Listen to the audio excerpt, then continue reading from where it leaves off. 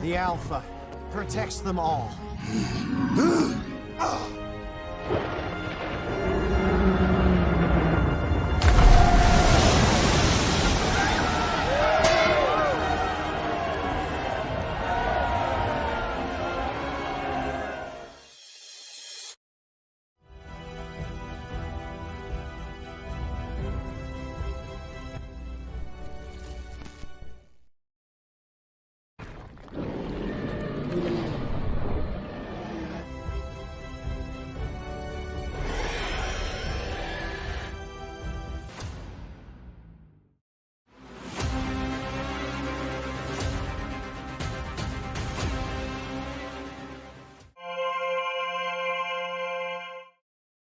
Hey everyone, ThatWyvernCritic here.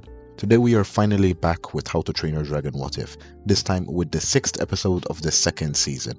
What if Drago survived the end of How to Train Your Dragon 2 and joined the Dragon Riders? This was an idea originally planned for Season 1, but now repurposed for Season 2. Anyways, without further ado, let's go! After the battle at Berk, Drago washes ashore, barely alive.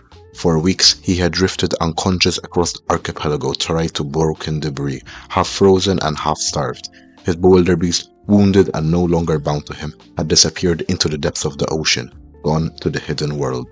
When Drago finally awakes, he finds himself on a strange shore, one that feels oddly familiar. Storm-beaten cliffs, abandoned docks, rusted cages, and torn banners marked with the Northern Alliance emblem. He confirms that he has washed up on the same island once occupied by his dragon hunters, seen long ago during the events of Family Matters in Riders of Berk. The outposts are long deserted now, silent, rotting, overgrown, and left behind after the writers dismantled the hunters' operations. As Drago regains strength and tries to piece together what comes next, he is suddenly confronted by a Cinchtail. Fully grown and territorial, Drago recognizes it as one of the eggs ordered years ago for his Dragon Flyer army, now an adult and guarding what remains of the abandoned outpost. Instinctively he reaches for his bullhook and tries to assert dominance like he always had, but the dragon is no longer a tool. No chains, no fear, no control. The Cinchtail lunges forward, forcing Drago to retreat. With no weapons, no army, and no bewilderbeast to command dragons for him, Drago has no choice but to seek shelter in a nearby cave while the storm rolls overhead. For the first time in years, he is truly powerless. The Cinchtail circles the entrance, not attacking, but watching. In the days that follow, survival forces proximity. Eventually, the Cinchtail brings fish, not as a gesture of loyalty, but curiosity. Drago accepts, not fully understanding why, and without realizing it, first shred of a bond, one rooted in mutual survival rather than domination, quietly begins. 4 months pass, and life on the abandoned island becomes routine. Drago wakes each morning to silence, not the chaos of armies or the roar of alphas, but the distant hum of wind against broken structures left behind from the dragon hunter days. This outpost is a ruin now. Rusted cages, half swallowed by vines, shattered trap mechanisms frozen in place, abandoned weapons scattered and useless. He explores it piece by piece, remembering what it once represented: power, obedience, fear. Now it is nothing more than a graveyard of his former purpose. He works to make sections of the outpost livable, clearing debris and rebuilding walls, not as a fortress, but simply as shelter. The process is slow, frustrating, and humbling. Every hammer strike reminds him he no longer commands men.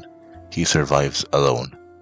The Cinchtail also remains nearby, never fully close but never leaving. Their connection is tense and quiet, built on repeated exposure rather than trust. The dragon watches him work, hunt, and rebuild, studying him with a cautious intelligence. Sometimes it leaves for days, yet it always returns, as if tethered to something neither of them fully understands.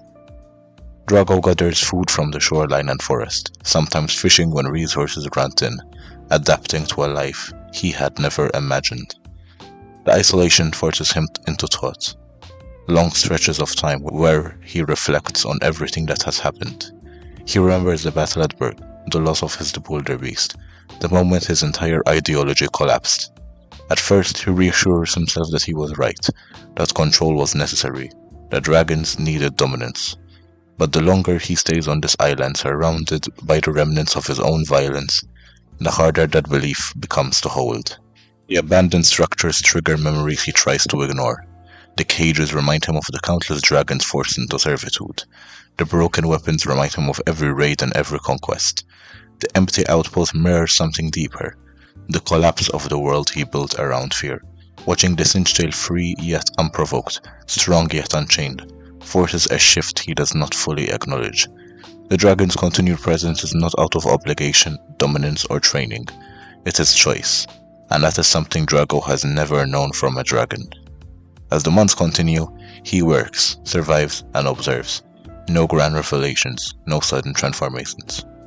Just a gradual, undeniable unraveling of the man he used to be, and the beginnings of something different.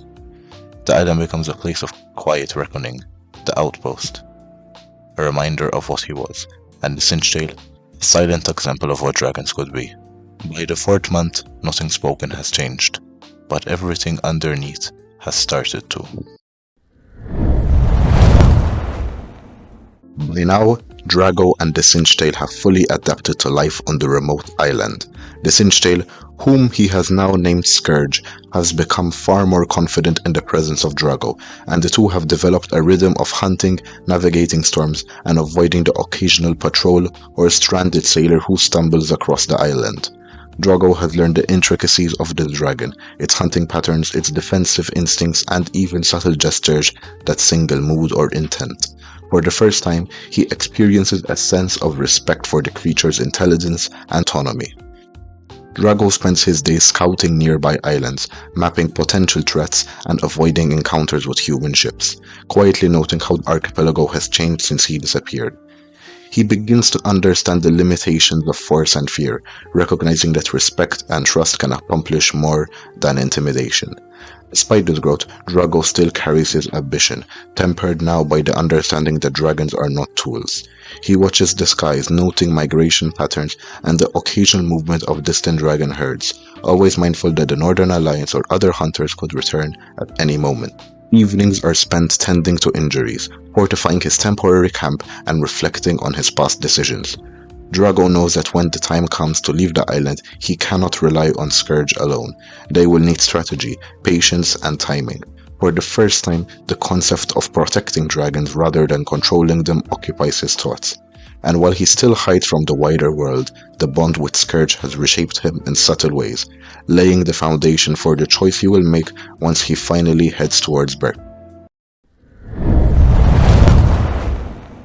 When Drago and Scourge, the Sinchtail, finally make their way toward Berk, they find it deserted, a ghost town of empty homes, silent docks, and overgrown paths.